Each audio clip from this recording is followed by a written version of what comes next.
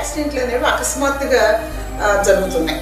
ఆకస్మిక మరణానికి గురవుతున్న వాళ్ళందరూ కూడా 20 నుంచి 30-35 సంవత్సరాల వయసులో ఉన్న యువతరం వాళ్ళు ఎక్కువ ఉన్నారు. వారు ఎంతో దృఢంగా ఉంటారు, ఆరోగ్యపరంగా చాలా చక్కగా ఉంటారు, అవయవాలన్నీ కూడా చాలా ఆరోగ్యంగా పనిచేస్తూ ఉంటాయి. అలాంటి వాళ్ళు అనుకోకుండా ఈ రోడ్ యాక్సిడెంట్ల వల్ల మరణానికి చేరువయ్యే పరిస్థితి వస్తుంది. తీసుకెళ్తాం, యాక్సిడెంట్ అయినప్పుడు క్షతగాత్రులు మనం తీసుకెళ్తాం, హాస్పిటల్లో పెడతాం. కొన్ని రోజులు డాక్టర్లు ప్రయత్నం చేస్తారు రక్షించడం కోసం, కానీ బ్లడ్ పోయి లేదా అవయవాలన్నీ చితికిపోయి చిత్రమైపోయి మరణం చేరువులోకి వారు వెళ్ళిపోతూ ఉంటారు. రక్త సరఫరా బ్రెయిన్కి ఆగిపోయిన పరిస్థితి వచ్చేస్తుంది. వెంటిలేటర్ అనేది పెడతారు, అంటే బాడీలో ఉన్న అవయవాలన్నీ కూడా పనిచేస్తున్నాయి, కానీ రక్త సరఫరా మాత్రం ఆగిపోయింది బ్రెయిన్కి. దాన్ని బ్రెయిన్ డెడ్ అంటున్నారు. అవయవాలు ఆరోగ్యంగా ఉన్నాయి, సక్రంగా పనిచేస్తున్నాయి, కానీ బ్రెయిన్కి సరఫరా లేక నిర్జీవం అయిపోయింది అక్కడ బ్రెయిన్.